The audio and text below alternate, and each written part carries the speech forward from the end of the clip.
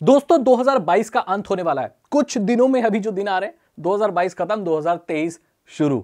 और हम यही आशा करते हैं कि 2023 अच्छी चीजों के साथ आए, कोरोना वगैरह ज्यादा ना फैले और दुनिया पहले जैसी ही रहे। 2022 के साथ बहुत सारी चीजें और भी जा रही हैं या जा चुकी हैं। 2022 में बहुत सारे टेक के प्रोडक्ट खत्म हो गए, एंड हो गए। और आज मैं उन्हीं प्रोडक्ट्स के बारे में बात करने वाला हूं जिनका खात्मा, जिनका अंत 2022 में हो गया। सबसे पहले बात करते हैं एप्पल आईपॉड टच के बारे में। 2001 में लॉन्च हुआ यह प्रोडक्ट इतना ज्यादा रेवोल्यूशनरी था 2001 में कि इसने लोगों के एक्सपीरियंस को बदल कर रख दिया कि वो कैसे म्यूजिक सुनते हैं। स्टीव जॉब्स ने 2001 में आईपॉड को लॉन्च किया था। ये ऐसा डिवाइस था जिसमें आप म्यूजिक लोड कर सकते थे और अलग अलग सर्विसेज से म्यूजिक अपने कान में सुन सकते थे।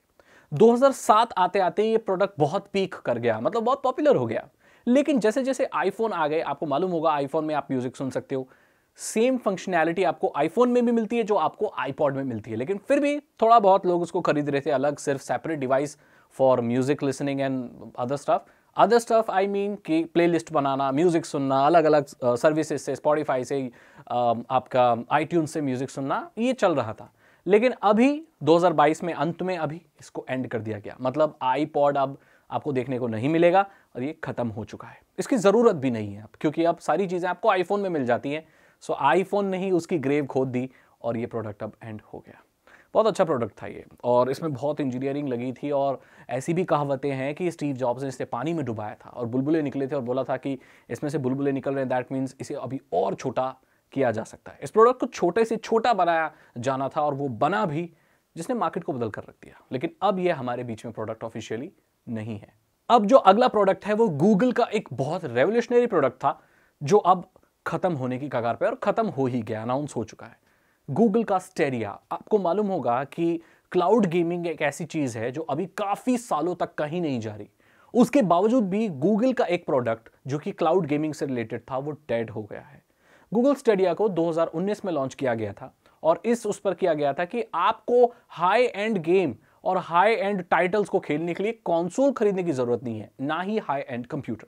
आप इसे क्लाउड में खेल सकते हैं और अपने गेम में, अपने पीसी में स्ट्रीम कर सकते हैं। उसका सब्सक्रिप्शन लेना पड़ेगा। आपको ये डिवाइस भी देते थे, हाथ का एक रिमोट जैसा देते थे और सब्सक्रिप्शन देते थे। दुनिया के बड़े से बड़े गेम को आप अपने बहुत ही लो पावर्ड और स्लो कंप्यूटर में खेल सकते हैं। इसकी प्रॉब्लम ये रही कि जो गूगल ने स्टेडिया निकाला वो किसी एज ग्रुप को टारगेट करके नहीं निकाला। आप ब्रॉड ऐसे किसी के लिए भी, सबके लिए निकालते हो तो ये चीजें ज्यादा मार्केट में अच्छा नहीं कर पाती, क्योंकि आप किसी पर्टिकुलर एज ग्रुप को टारगेट नहीं कर रहे हो।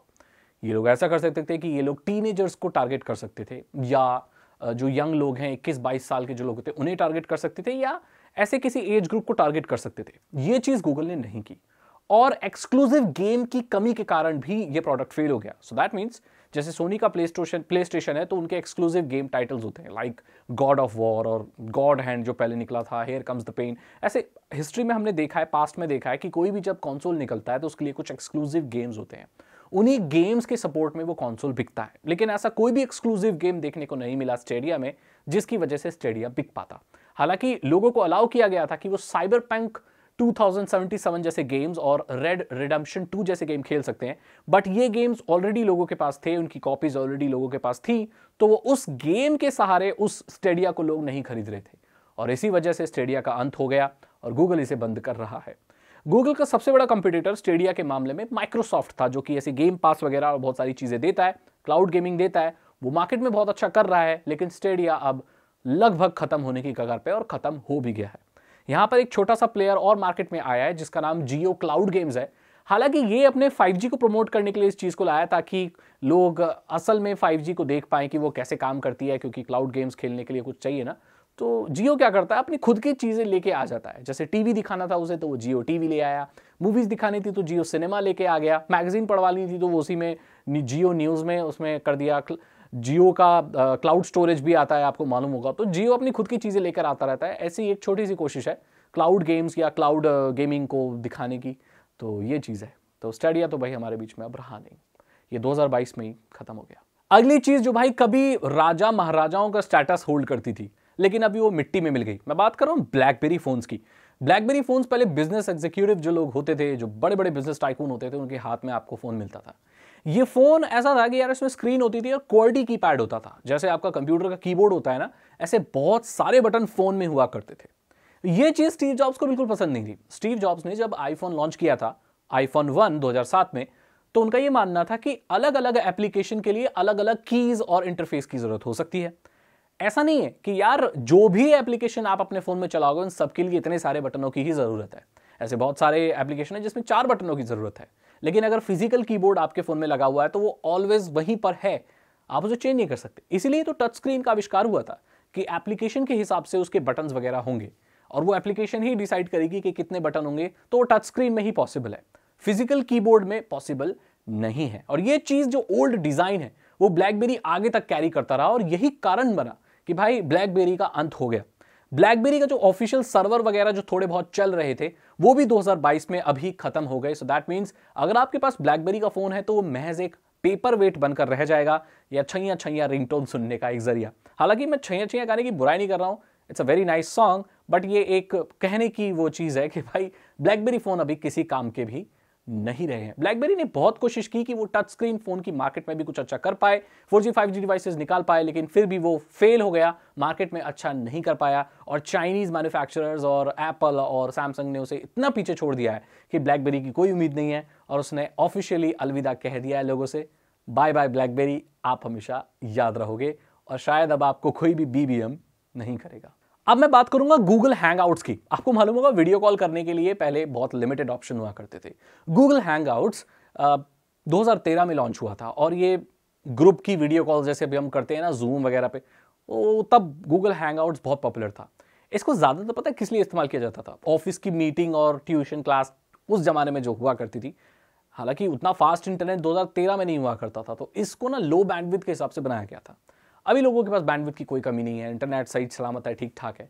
तो 2019 आते आते गूगल ने लोगों को डाइवर्ट करना शुरू कर दिया गूगल चैट पर। उन्होंने बोला यार गूगल हैंगआउट्स अब पुराना प्रोडक्ट हो चुका है और आपको गूगल चैट पर ट्रांसफर कर देना चाहिए। 1-to-1 वीडियो कॉल कर रहे हो, 2-3 वो कर रहे हो, तो आपके लिए डुओ एक अच्छी चीज हो सकती है। तो अभी 2022 में गूगल हैंगआउट्स को ऑफिशियली डेड कर दिया गया है, ये अवेलेबल नहीं है और आप गूगल चैट, डुओ और बहुत सारी सर्विसेज का इस्तेमाल कर सकते हो और हैंगआउट्स की अभी आपको जरूरत नहीं है। तो ये भी ऑफिशियली डेड हो चुका है 2022 में, अब आप इसको इस्तेमाल नहीं कर सकते। अगली चीज है जो डेड हो चुकी है, ये भी गूगल का ही प्रोडक्ट है। वैसे गूगल की पता है ऐसी इमेज है कि वो प्रोडक्ट को बनाता है और डेड भी कर देता है। मतलब नई नई कोशिशें होती हैं, कुछ कामयाब होती हैं, कुछ कामयाब नहीं होती। और ऐसी ही एक कोशिश थी यूट्यूब गो। अब आपको नहीं पता तो यूट्यूब ने एक ऐसा 2016 में एक एप्लीकेशन निकाली थी जो कि जिसमें आप यूट्यूब वीडियोस को डाउनलोड भी कर सकते थे और अगर आपका कनेक्शन स्लो है तब भी आप वीडियोस को देख सकते थे। ये बहुत लाइट वेट एप्लीकेशन होती थी जो स्लो एंड्रॉयड फोन्स या लो इंटरनेट स्पीड वाले एंड्रॉयड फोन, क्योंकि 2016 में इंटरनेट इतना हाई नहीं था, बहुत लोगों के पास फास्ट इंटरनेट नहीं था, जो डेवलपिंग कंट्रीज है वहां के लिए एप्लीकेशन बनी थी जिससे आप डाउनलोड भी कर सकते थे, 360p में डाउनलोड कर सकते थे और स्लो इंटरनेट से भी यूट्यूब देख सकते थे। आजकल ना तो इंटरनेट स्लो रहा है और ना तो डिवाइसेस ही लो पावर्ड रहे। आजकल 10,000 में भी आपको ऑक्टा कोर प्रोसेसर देखने को मिलता है, 4GB रैम तो बहुत नॉर्मल ही हो गया है और आपको इंटरनेट भी 4G मिला है और ब्रॉडबैंड अब ज़्यादातर घरों में है। तो ये दोनों ही प्रॉब्लम खत्म हो चुकी है। तो इसीलिए इस एप्लीकेशन के एग्जिस्टेंस का कोई सवाल ही नहीं उठता। इसीलिए यूट्यूब ने इस एप्लीकेशन को डेड कर दिया और कह दिया कि इसने अपना पर्पस सर्व कर दिया है और हमें लगता है कि अभी इस एप्लीकेशन की ज़रूरत नहीं है, तो हम इसे ऑफिशियली डेड कर रहे हैं। यहां पर मैंने बात की कुछ ऐसी चीज़ों की जो 2022 में एंड हो गई। 2023 आ रहा है और टेक के बहुत सारे नए प्रोडक्ट निकल कर आएंगे और इसी की एक झलक हमें चैट जीपीटी से देखने को मिलती है। चैट जीपीटी के आ जाने के बाद ऐसी बहुत सारी कंपनियां हैं जो ऐसे ऐसे प्रोडक्ट निकाल रहे हैं जो आर्टिफिशियली ऐसे कृत्रिमिक रूप से आप कह सकते हो दिमाग बनाए गए। एआई, आर्टिफिशियल इंटेलिजेंस का इस्तेमाल हो रहा है। अब भविष्य ही बताएगा कि टेक्नोलॉजी में और क्या नया आने वाला है। यहां पर मैंने बात की इस साल के अंत में ऐसे टेक प्रोडक्ट्स की जिसे हमें अलविदा अच्छे के लिए कह दिया। अगर आपको ये वीडियो अच्छी लगी तो इसे लाइक करें, अपने दोस्तों के साथ शेयर करें।